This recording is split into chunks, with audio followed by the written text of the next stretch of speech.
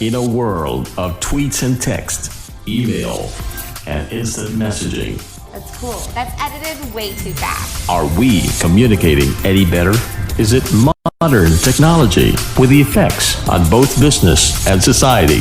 There's a lot of spyware out there. Sneaks into your system, follows you wherever you may go. Listen to Knowledge Talk, the show that said it all, with your host, Tariq Al-Barwani, Tuesdays at 5:30 to 6:30 p.m. Emotion. Global. Face it and talk it through on Knowledge Talk. Knowledge Talk. That's what'll get me to buy a smartphone. Or a wearable computer. Or a website that finally puts me in the driver's seat. No. Every week here on the Nation Station Radio, Sultan of Oman. 90. Assalamu alaikum, good afternoon, and welcome to Knowledge Talks, a weekly entertainment and knowledge sharing program aired live specifically to share with you topics that contribute knowledge to the society. Every week, Knowledge Talks hosts and invites guests that are experts, professionals, and leaders from the field that bring wealth of knowledge to you. Knowledge Talks also highlights and promotes talents in the country that contribute knowledge and success to the nation. This program, ladies and gentlemen, is a weekly session that I will have with you every Tuesday at 5 p.m. I'm your host, Tariq Al-Barwani, along with our studio engineer, DJ Ayub, for an hour bringing you free knowledge at your doorsteps on Oman Radio FM 90.4. Stay tuned after this music break for today's knowledge topic. This is your hit music station. All the hits. One station. Are you ready? Today's best music. And a lot more on the way. Radio Sultanate of Oman 90.4. 90.4. Welcome back to Knowledge Talks, ladies and gentlemen. I'm your host, Tariq Al-Barwani, along with our studio engineer, DJ Ayub, with you here live today on Oman Radio FM 90.4.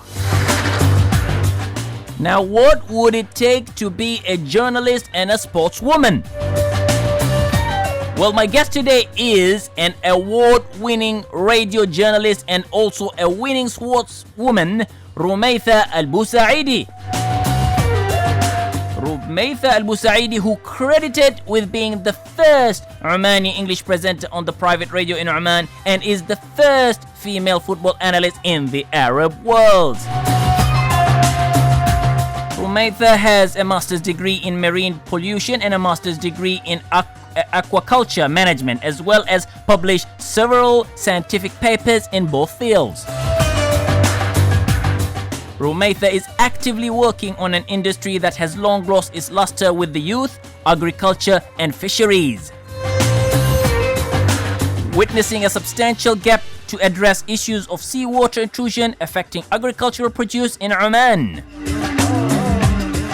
Rumaitha worked with the Ministry of Agriculture and Fisheries on the concept of integrated recirculating aquaculture model farms as a solution to elevate issues of unemployment and promote food security. Rumaitha's project saw the rise of 10 farms and is looking at expanding to 50 in the coming years, MashaAllah.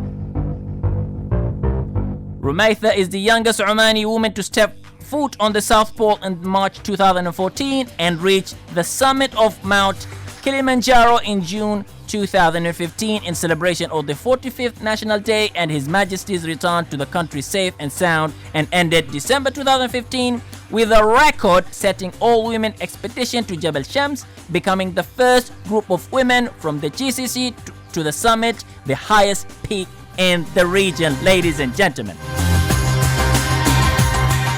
Recently, Rumaitha was handpicked to be part of the World Economic Forum Global Shaper community and is currently the curator of the Muscat chapter, aiming at making a difference through including the Omani youth as part of the global dialogue, especially through issues of community development, internship, and not her passion for women empowerment.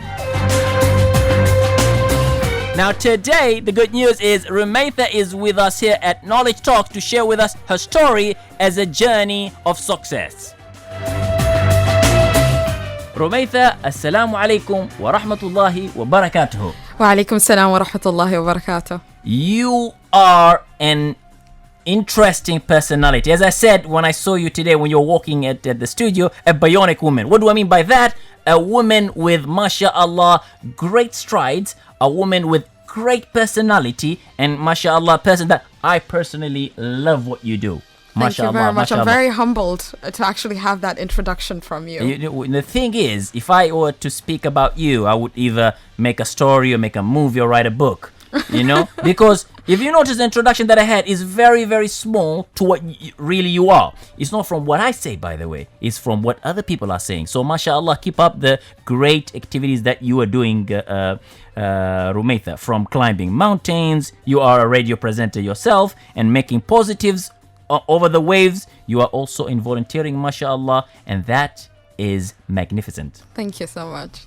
Tell us about your background, Rumaitha. So you have done all these great things. You are involved in many, many activities. Tell us about your background. So my background, that's a difficult question. I think I would start off by saying that, I mean, it would just sum up the introduction that I actually am working in the aquaculture management field. Okay. And aquaculture means fish farming. That's an aspect that not many people know about me. So I'm working on seeing ways and feasibility studies on how we can establish more commercial aquaculture farms here, especially with the current economic climate that we have, that the oil prices are down. It's high time that we look at more ways to actually diversify the economy. So aquaculture is definitely one through the fisheries and agriculture sector. Okay, mashallah. So you're working for the Ministry of? I don't work for a ministry. I actually work for a government company, Al Husn Investment Company, at the moment. And I have worked in the past with the Ministry of Agriculture in collaboration with my master's degree. Mashallah, mashallah. And you definitely enjoy what you're doing. Of course. And I can see the impact that you're doing as well. Fish is one of my passions, and it started ever since I was a small kid. I loved the sea, and that was definitely my calling. Fish was definitely my calling. Mashallah. So I'm called the fish girl a lot by my friends. So you are the fish girl. Now I got it. Mashallah. Another attribute that I have to add on my definition of you, mashallah. So it's another feather that you have. So the fish lady, isn't it? Yeah. All right, that's nice, mashallah. And you did double masters, right? Yes. Double degree. Yes. Okay. So one was in marine pollution and one was in aquaculture management. Mashallah, mashallah. And when was that? 2008. 2008. You completed. You did. Well, I completed one in 2008, and the recent one was 2 years ago, 2000. Why do you do double degree? Why? I was bored. So you're seeking for more knowledge. Well, I like that. I was bored. I'm looking for something else too. Yeah, okay. I'm used to being I'm used to being such a busy person ever since I was 19, and that was when I actually got a scholarship to continue my studies in the Netherlands. So I was used to juggling studying, working as a researcher, and doing my socializing with people. So overall, I was so used to being so busy that I only had 3 hours of sleep every day and just collapsed on Sunday, which was the weekend. So I used to sleep from 5 a.m. to 8 a.m. and that just stuck with me. That culture of being busy and just being blessed, since God gave me a lot of energy, alhamdulillah. And that's what better way to use, what better way to use your energy but to do a difference and impact the world and impact yourself first, and then you can impact the world. You've impacted yourself, I can see. You're just not any personality. When I see you've got the electrical engineering and the positivity to people around you. You have that. I already feel that right now. Thank you. Feels good. Thank MashaAllah. you. May Allah always bless you with more success for dunya al akhirah, inshallah. Now, you are a radio presenter as well. Yes, I am. When I sit beside people, I feel a little big and big and muscular. I'm a radio presenter and all that. But when I sit near you, I better be very careful because mashallah, you've started this long time ago. It is your baby. You're doing it always, and you're successful, very successful. I look at you. I look at up when I look at you. So Alhamdulillah. I'm glad. When did you start radio? Radio started back when I just came back, so that was around 2007, 2008. Okay. And it was by fluke. I never wanted to be a radio presenter. I never thought that I was confident enough to actually be someone very social. Okay. I was very much of a loner when I was a kid, very much of a bookworm. All I used to do was just study and just have a very small circle of friends. But then I used to do something that was very passionate about, and that was football. Okay. So you also play football? Yes. As in I soccer used to. football or the American football? Soccer. You play soccer? Yes. You still Used play? to. I used to. No longer okay, anymore. You emphasize the used to. That's Yeah, why you don't yeah. play. Because I thought you and I gonna go and play football. Well, we can still go and play right now. I don't have an issue with that. And I can confidently say you will beat me. Looking Really? at you, I can feel it, Rumaitha. Look at you, What- mashallah. I can feel it. You can beat me too. What position would you prefer I playing? can play attacker. Okay. And I can also play as defender. I love to defend my Oh. team, and I like to be in I'm the a front scoring as midfielder. well. You're a I'm a midfielder. midfielder. Okay. Definitely. I Mashallah. mean, that's definitely something. Left midfielder is definitely something that I love to be in. Have you played in any teams? Yes, I was part of the Oman national football team. Mashallah, mashallah. With how many other players were there? We were totally 22, but then it never saw the light of day, which was how I actually got into radio. Okay. We were a group of women that decided to actually have our voice and talk about football because we're so passionate about it. Okay. So we decided to go on air and talk about football And that's in how an it started. Arabic show. And that's how it started. That's how I started having a relationship with a microphone and just fell in love with it. And do you know that it loves you too? Really? Yes, because when we hear your voice on the radio, we all ask, "MashaAllah, who's this?" And Thank it loves you too. I mean, Thank you. come on, we all love you too. Do you know that? Thank you. So let me go one step back now. The football, Yeah. you don't play now, but you can play. Of course. Yes. And and has it been stopped here in Yes, Oman? it was stopped. That was the main reason that we didn't pursue it further. Well, it was due to the financial crisis, and at the same time, it was a lot of struggle with the OFA, and a lot of focus at that time was on the men's football team, especially with a lot of pressure for the Gulf Cup for 2009. Okay. So all the funds and everything just went to the men's team, and the focus was there. But that didn't stop our passion. We continued, and at the moment, we are actually 3 women that actually still talk very vocally about football on air. Would you think it would be a good idea to bring it back again? Yes, why not? And We would you can think that definitely be mentors for the future generation. That would never stop us from pursuing our passion. Definitely. Okay. And then are you guys not organizing some kind of meetups in order to there is- encourage this sport? There is meetups, but then the thing is, because of that, what do you say? How do you put it into right words? I think the disappointment of not pursuing it further kind of diminished the fire in a lot of us. Okay. So a lot of us don't pursue it anymore. But I think if there was a platform to actually push it further, a lot of us would go back for sure. Okay. And do you see it as a future Of course. for people in Oman, and specifically women? per Of se? course, girls in Oman have the right to play football, and they True. can play football, and hopefully in the future we will have a female national football team that will actually take us to new heights. Inshallah. Why not? I love Inshallah. how you think, Rumaitha, and inshallah such development will take place in order to promote and also encourage to have clubs in Oman as well, if there is a need and there is no any problems. So I'm not too experienced in that, but I hope it looks positive and it looks something that can do well indeed. Ladies and gentlemen, the number to call in is 24602058. If in case there is any question that I have not asked that you wish to ask, you can call in. That's 24602058. So you started in 2007. But have you started as a presenter, or were you a guest in a program? I used to be a guest analyst, Okay. football analyst on air. Wow. And then obviously, because it was something very new Mm-hmm. in the media scene in general, especially in the Arabic media scene, Mashallah, mashallah. girls talking about football, we had a lot of backlash. Okay. And that revolved to the extent that the show was stopped and we never had a Ooh. show anymore. Ouch. Okay. So, but it was kind of maybe my luck, because after that I got a call from the Ministry of Information. Okay. Nasser Seibani at that time was the director of radio. Okay. He gave me a call and said, come do a show in English on Awesome. 90.4. And again on football? On football. It was a Awesome. full 2 hours called Football Lounge where we talked about football completely. Rumaitha, I didn't know that you were a football fanatic too. So next time we organize to have some club meetings with the volunteers groups that we all work like in Knowledge Oman or Omar Friends, any of that, we should play in a match. But you and I won't be in the same team, so I can Well, challenge. put you as an attacker and I'll be the midfield. No Now worries. that's what I'm talking about. Ladies and gentlemen, let's take a quick break and revert back with an interesting session today with Rumaitha. Radio presenter, climbs mountains. She's a volunteer as well. She's all in all. Who it is? It's Rumaitha, my guest here today at Knowledge Talks. Rumaitha, mashallah.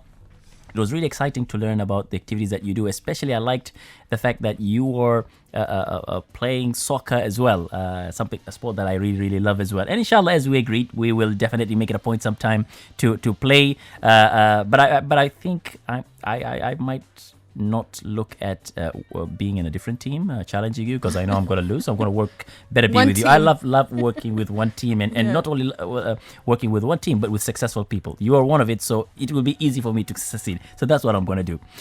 You are a radio presenter, and I know a lot of women as well, a lot of people, but I'll focus at women because that's what you are, you being a woman, that they would like to become a radio presenter. What would it take for someone to become a radio presenter? Be confident. I would say seize the opportunity that you have and don't wait for someone to knock on your door. That didn't happen with me. It just happened for me, I wouldn't say that I struggled and pushed limits for me to be a radio presenter. It just happened by accident and here I am. Yeah. But that doesn't mean that from the moment that I started and to where I am right now that I didn't work hard on it. So Mashallah. By default, you have to work hard to get anything, and just don't wait. Okay. Pursue your dream. If you want to be a radio presenter, try your level best to unlock the channels that you have. Yeah. Is there any special training required for one to become a radio presenter? I trained myself, so I like that. I love that. I trained myself. I would say the biggest critique would be to listen to yourself. That's something that everyone hates to hear. Okay. And that's especially if you hear your voice, you'll be like, I That's don't not sound me. real so good. But that's the best thing. Listen to yourself. Know what your crutch words are. Know what mistakes do you usually do. Listen to your role models who are the radio presenters of this time or the times before, and see who do you want to actually be. And that's basically to come up with your own style and presenting it that way. Who are your role models? I would say Ryan Seacrest. Okay, mashallah, mashallah. I like that. So, like for radio, definitely him. Okay. That's who I aspire to be in the future. mashallah, mashallah. And you believe people who have role models usually tend to follow their styles, tend to learn from their role models, and tend to be something that motivates you to be the best. Well, in general, it depends on who you are comfortable listening to, and that definitely is the one that you would want to actually become. Okay. So based on that exactly, it would push you to actually be better. How many times have you you were on air? You got on air? I don't know. I lost count. Yeah, that's what I wanted to hear from you, by the way. Ladies and gentlemen, Over talking about 800 times, 1,000 times maybe. Wow, mamma mia. Talking about experience, ladies and gentlemen, it takes 1,000 times. I tell you one thing. Thomas Edison was able to come up with the bulb after the 1,000th trial. Okay? And so here you go. Today where you see Rumaitha successful is because she's, as she said it, 800. So first one I asked her, she said, oh, man, it's 1,000 times. So that's what it goes, ladies and gentlemen. Practice makes perfect. Rumaitha, you are the curator of the Muscat chapter. Tell us about the role. So I'm actually the curator of the Global Shapers community in Muscat, and that's one of the various hubs. They call them hubs. So these are the different cities in the world that have this community chapter. And it's actually an initiative by the World Economic Forum. Okay. And the whole aspect of the Global Shapers community is actually to involve the youth in the global dialogue of different issues that are happening in the world. Okay. A lot of people kind of relate the World Economic Forum with the annual meeting that happens every year in January in Davos. Okay. And that's where all world leaders or people who substitute for the world leader meet to discuss worldly issues and challenges. Yes. So they actually witnessed a gap during the Arab Spring that happened in 2011, that the youth were never part of the solution. They never were voicing their opinions in regards to all these solutions that they were coming up with, all these discussions that were happening. So that's how it was formed by Professor Schwab of the World Economic Forum. Okay. And that's the whole point of the Global Shapers community. So the Muscat Hub was actually founded back in 2012. 2012, okay. Yes, by Usama al-Barwani of MB. Oh, I know Osama. Yes. Oh, mashallah, mashallah. So he was the one behind the Muscat Hub being founded here. Okay. And now we're almost 4 years old. Okay. And we're working on making a difference in this world, and especially in Oman and Muscat as a community. Okay.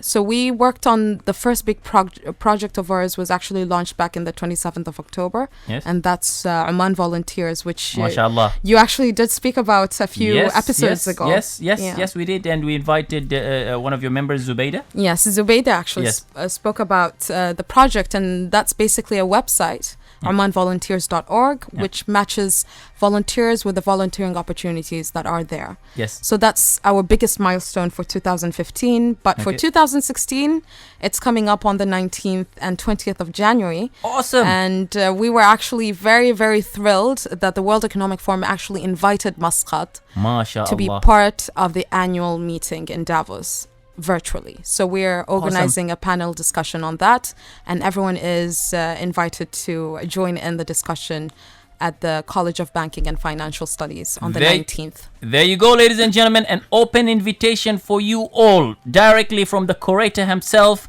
Rumaitha. And the event is going to be on the 19th of January at 7 p.m. Awesome. At the College of Banking and Financial Studies, the Muscat Hall. MashaAllah. Yeah. The Global Shapers program, you said started in 2012.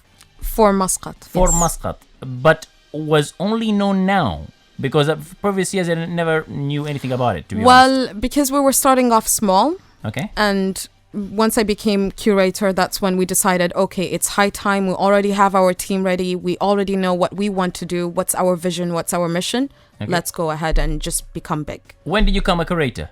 Back in July. This year, July 2015. And that's where we have Oman Volunteers. Yes. Where were you in 2012? They missed to have you in this group. I told you you're a bionic woman, mashallah. I mean, because that's what I say. I mean, I've looked up Oman Volunteers and I can see it's an amazing project, mashallah. We've interviewed, we've called in the members last time. Thanks to you. You've made it happen, mashallah. And we've had the members and we spoke of the project, which is awesome. So the project is from the Global Shapers. And in Oman, you are looking into it, which is the site is, or just to refresh it, is omanvolunteers.org. How many volunteers do you have now? Wow, we've surpassed over 300 volunteers registering. MashaAllah. So yes. How many projects have you guys run so far? Projects for volunteers? Yes. Well, we don't run projects for Oman. We just match. Oh, awesome. Yes. Okay. How is this model really works? Is it a full-time people run the Oman Volunteers? Why I'm asking this question is the sustainability part of it. Yes. Yeah. So being part of the Global Shapers community means that you're part of Oman Volunteers. And Global Shapers community is a voluntary organization. You don't get paid to be part of Global Shapers. Nobody is getting paid. Everyone is handpicked through a selection process that we do. And if you're part of it, then you are signed up to be committed to all the projects of the Global Shapers community, including Oman Volunteers. For Oman Volunteers or any projects that we work on as the Global Shapers community, we have project leads. Okay. And for Oman Volunteers, the project lead is Iman Rafi. She actually was the one behind the inception and the idea of let's do this. Okay. So she's the one who's in charge of the sustainability of this project. Awesome. And we're looking at tying up with TBWA for them to be our sponsors in order for us to sustain it even further. Awesome. That's what I'm looking for, this sustainability. And that's very, very good. Good to see that Iman has been given the role to do that. I know Iman, just pass on my regards as well. Anyone can join the Global Shapers? Yeah, send in your CV. Okay.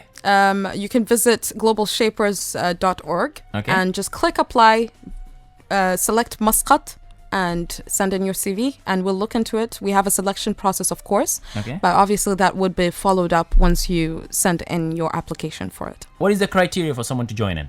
You have to be below 30, between 20 to 30 years old. Oh my God! Yes, so I can't join you. Unfortunately. I wanted to work with you. You can still be a mentor. Energy. You can still be our advisor and our mentor. No, there's a lot of learning I can see from you. I can see the way we've communicated on our times, also getting people from the Oman Volunteers. You are a leader. You've got that characteristic. And I don't mind following a leader like you. So there's a lot of learning I can get from you. But now it seems I'm too old. That's we could still tie up with knowledge Oman, so it's not an issue. Inshallah. We have the president over there, Reem, and I'm sure she will be very, very happy to see this happening. She speaks very high about you, by the way. Thank you. Now tell me the team that you have right now with the Oman Volunteers, you being the curator and you've got the team. Tell me how the team is functioning. Global Shapers, Oman Volunteers is a project of Global Shapers. So Global Shapers and? Okay, so Global Shapers at the moment we're 16 people. Okay. And we have a board. The board involves a curator, myself, the vice curator, who is Ahmed Samara. Okay. He is an engineer. Okay. And also we have the HR and group dynamics, who is Shuruq Abu Nasser, who's part of the board. And as well, we have the PR relations, who's Fathiya Rasadi. She is involved in the PR relations and everything in regards to our communication with the outside world. Okay, mashallah. And we have someone called the YGL and Global Shapers Executive. Okay. Now, the job of the YGL and Global Shapers Executive is to actually tie up with the other communities of the World Economic Forum. Okay. Of course, the Global Shapers community is one, Muscat Hub, and you have 452 other hubs around the world that we get to connect with, especially if they visit, if we're looking to tie up with other projects. So that's the job of the executive. Okay. And as well, you have another community which you can be part of, and that's the Young Global Leaders. Okay. And that's targeting people between 30 to 40 years old. So I can join you. Please don't forget me. Please hook me up, man. At least I'm going to be connected to you. So young global leaders as well are part of the World Economic Forum initiatives, and that executive as well is in charge of establishing contact with anyone who is coming to Oman, or for any of the Global Shapers who's going out and looking for ways to collaborate on that end. Okay. So that's basically the board, and then you have the normal shapers who work on various projects based on their interests. Okay. How was your experience, or how is your experience so far with the Global Shapers and also running and leading the Oman Volunteers? So far, it has been a blast. Alhamdulillah. But a challenge as well, because it's something voluntary, you really need to kind of divide yourself into so many other things. True. But that's something I love, because I love being busy. So it's been a blessing. Yeah.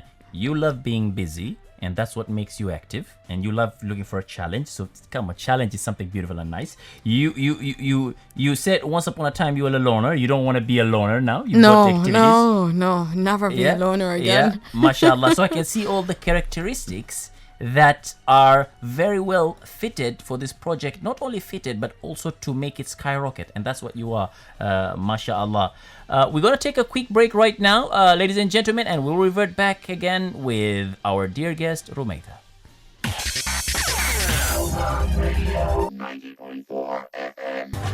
Rumaitha, you are the youngest Omani to step foot on the South Pole in March 2014 and also reach the summit of Mount Kilimanjaro in June 2015.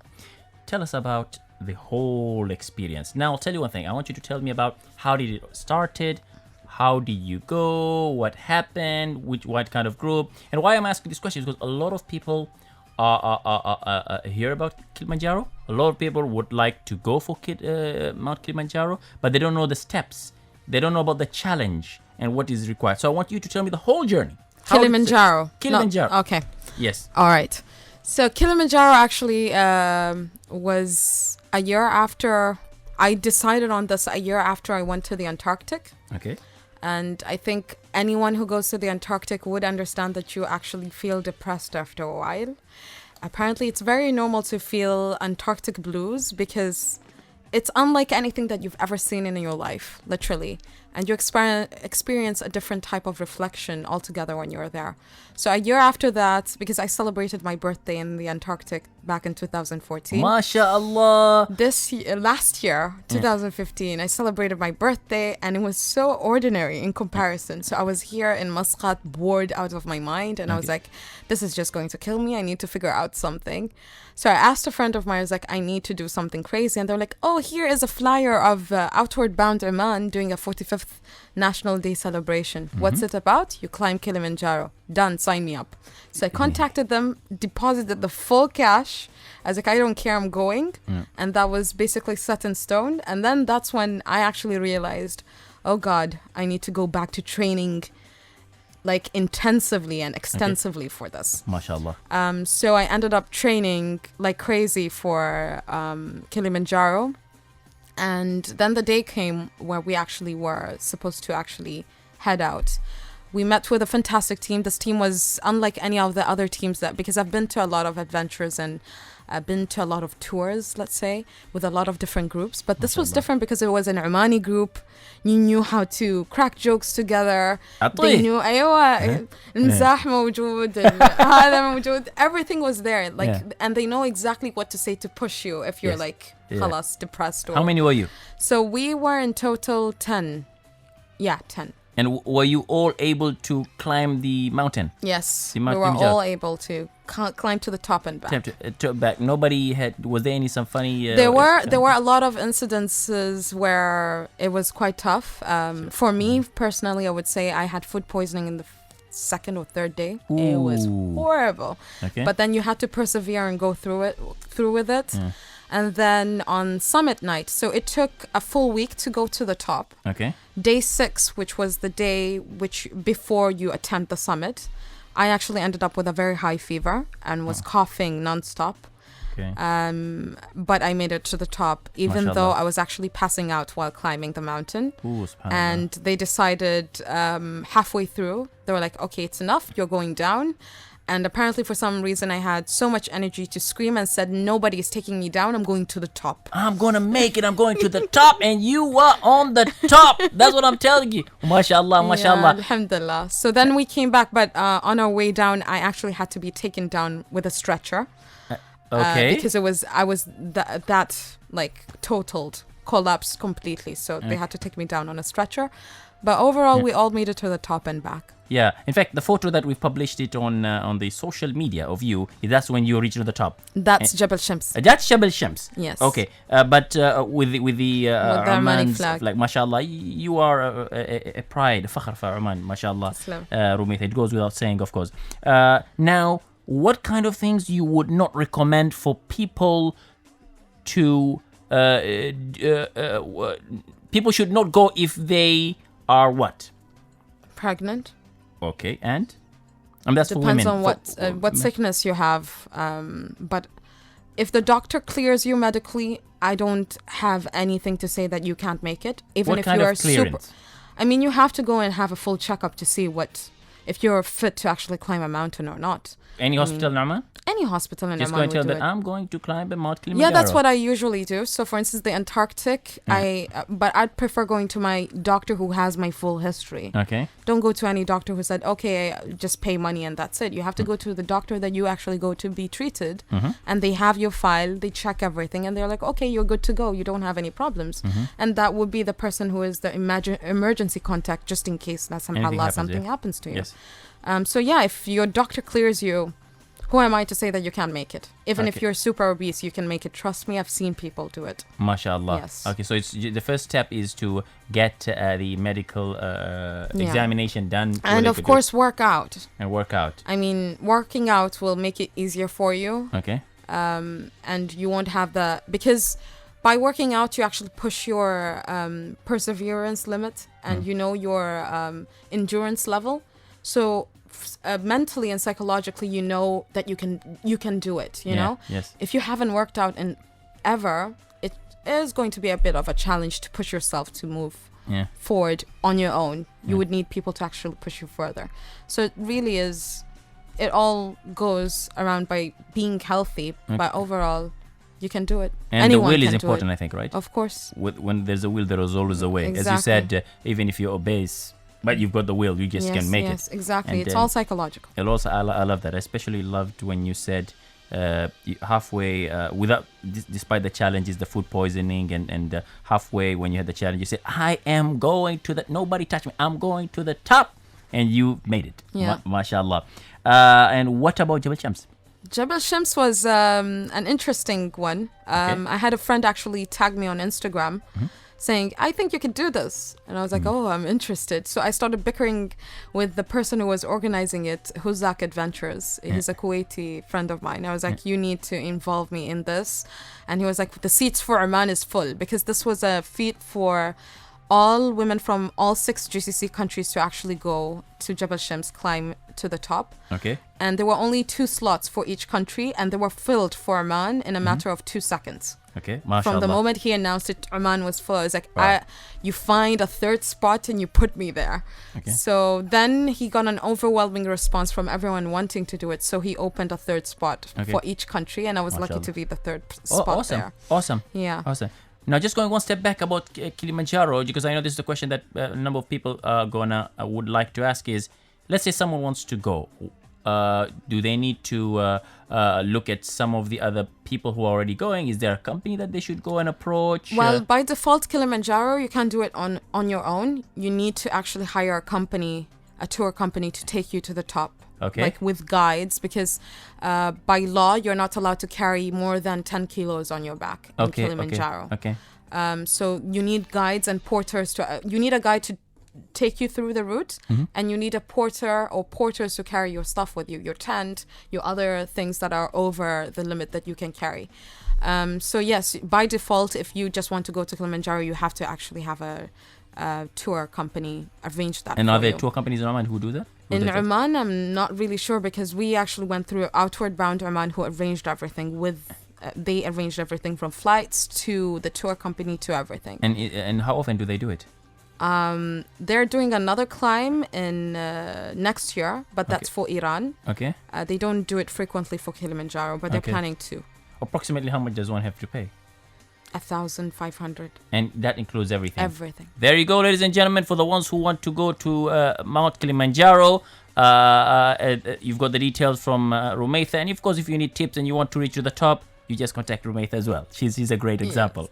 You don't mind, right? Of course not. Rumaitha, you have a lot of activities that you do, as we have mentioned in the program. I would love to particularly know, how do you manage your time and projects? How do I manage my time? It's quite easy. You prioritize your day. I love that. So obviously work comes first, after family, but I'm just saying about my day. Work comes first, working out, and then doing whatever the day has planned out for me. So yeah, that's basically how I arrange my time, and use a lot of the calendar. So my calendar is like, oh, do you want to have dinner at this date? What time? Okay, I'll just put it in the calendar so I know for a fact that I'm booked on that day and not MashaAllah. overbook myself. MashaAllah. So, but that's something that's in my nature by default. Because I can see you've got a very well, you've got a well managed time, and the activities that you're doing is massive, is great, mashallah, and each one of them are successful than the other. So it's important for me as well to learn from you, like the others, how you manage your time. This is always learn from successful people. Who is your role model? Now, role model in general. Mom. MashaAllah. Your mom is listening to the radio now. I hope so. She's listening to the program, Michelle. Please pass on my regards to her. I'm sure your mom Inshallah. is as interesting lady, woman as yourself as well. Of course. MashaAllah. Because She I can beats tell me you- by a fair mile. She plays soccer too? Well, not really, but she used to play netball. MashaAllah, MashaAllah. I can tell that. I can look at that. So it said like mom, like what do you call it? Like daughter. Like mom, daughter, like daughter. like Yeah, mom. yeah. MashaAllah, MashaAllah. I'm wishing you and your family all the success at all times. Rumaitha, what is your future plan and goals?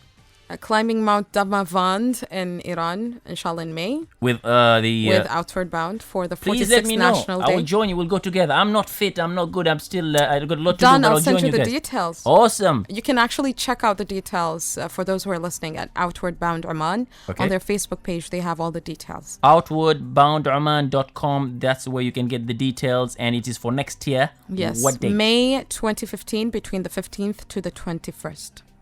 2015. 2016. 2015. Yeah. I'm so confused with the new year. No problem. We're all confused with that too. So it's May. It's after a few months from now. Yes, yes. Okay, and it's in Iran. Yes. And how much? It's the highest peak of the Middle East. Now this is gonna be awesome. And you're going. Yes. Is there a limitation on the number of people that can go?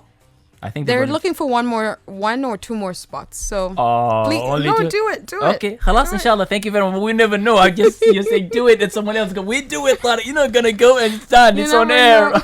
know.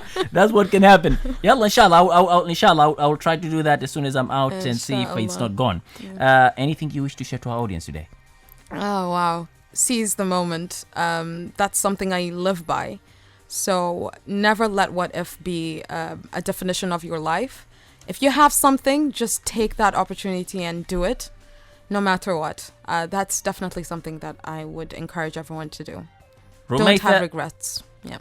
Thank you very much, Rumaitha, for joining us today on Oman Radio FM 90.4 to share about your successful journey. I would like to take this opportunity to wish you the very best and success in all that you do, inshallah. Thank you. Thank you so much. Okay, ladies and gentlemen, we've come to the end of our program for this week. I hope you all had an intriguing time with us. Let us catch up again next week on Tuesday, same time at 5 p.m. for a knowledge session. I'm Tariq Hilal Al-Barwani, along with our studio engineer, DJ Ayub, wishing you all a happy and a pleasant week. Ma'a salama.